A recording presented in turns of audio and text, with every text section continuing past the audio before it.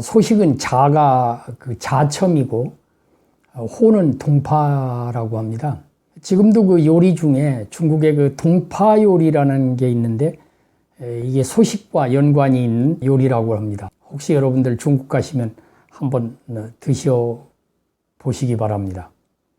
중국 역사에서는 당나라 때 시인이 가장 많았고 문화가 용성하던 그 송나라, 특히 그 북송 때 문인들의 그 전성기가 아닌가 이렇게 여겨집니다.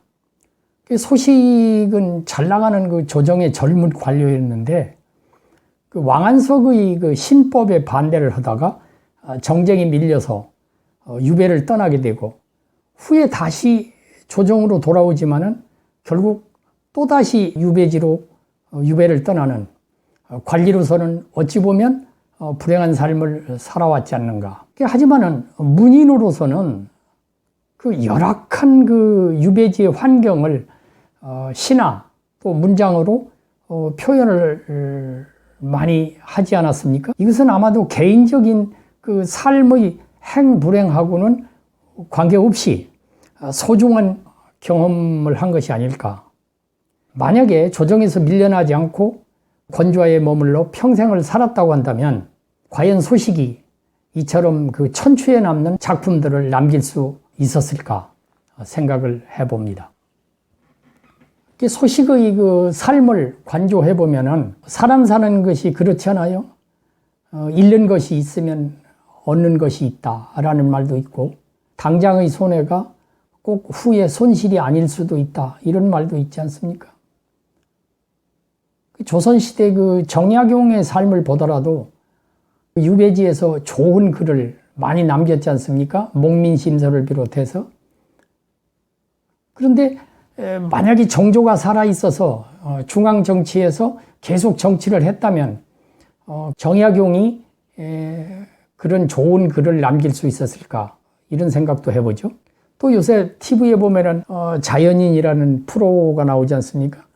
사회생활을 하다가 너무 힘들고 그 절박한 경험을 하던 그런 사람, 또 재물이라든지 건강이라든지 이런 걸 모든 걸 잃고서 모든 것을 내려놓고 산에 들어가서 삶을 사는데 오히려 새로운 활력으로 행복하게 인생을 살아가는 사람들도 있는 것을 보면은 우리의 삶이 어떻게 살아야 결국은 잘 사는 것이냐 하는 것에 대한 정답은 없는 것 같기도 하고 우리의 삶에서 힘들고 어렵더라도 주어진 여건에서 최선을 다하는 삶이 잘 사는 것이 아닌가 이렇게 생각을 합니다.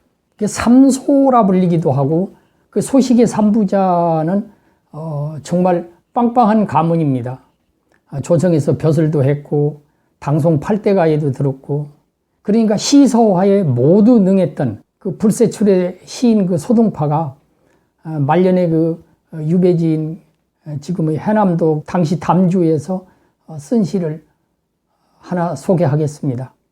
1036년에 태어나가지고 1101년에 세상을 떠났는데 이 시는 권야, 잠 못 이루는 밤. 이 시를 지은 시기가 1099년인데 소식이 죽기 전 2년 전이라고 그러죠. 2년 후에 소식은 유배가 풀려가지고 수도인 개봉으로 가다가 중간 지점에서 세상을 떠나게 됩니다. 노년에 유배지에서 잠을 못 이루고 뒤척이면서 쓴 이 시의 내용은 적막한 객지에서의 그 감회를 담담하게 그리고 있다.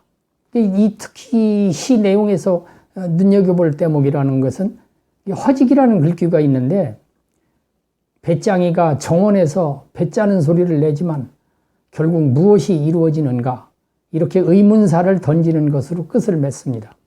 결국은 인생의 허무한 것을 표현한 것은 아닐까. 우리나라에도 얼마 전에 돌아가신 그 어느 노정객이 정치는 허업이다 이런 말을 남겼어요.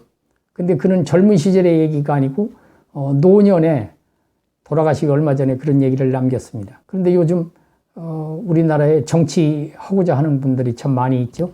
그 소식의 권야를 잠깐 소개를 해드리면 권침 염장야 소창 종미명 고천 일견패 잔월 기인행 쇠빈 구이백 여회 공자청 황원 유낙의 허직 경하성.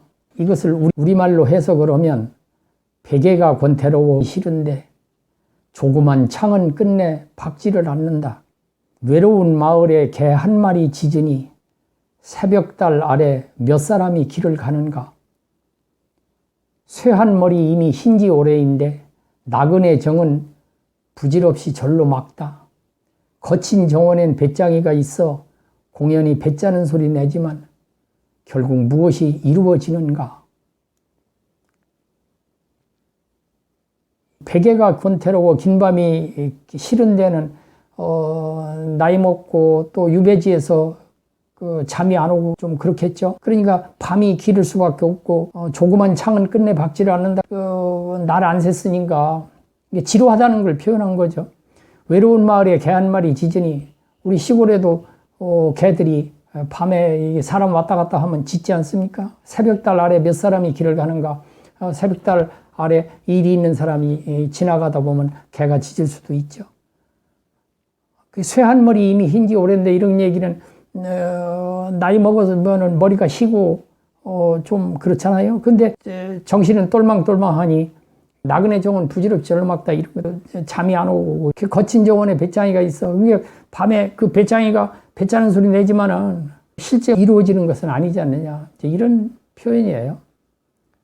근데 중국의 시인들이 참 많은데 당나라 때 시인인 이하라는 사람은 자기가 벼슬을 하지 못하고 시리에 빠져가지고 추례라는 시를 썼습니다. 근데 그게 평가가 뭐냐 하면은 기괴냉벽하다 그랬어요. 자기의 처지를 비관하면서 한을 담은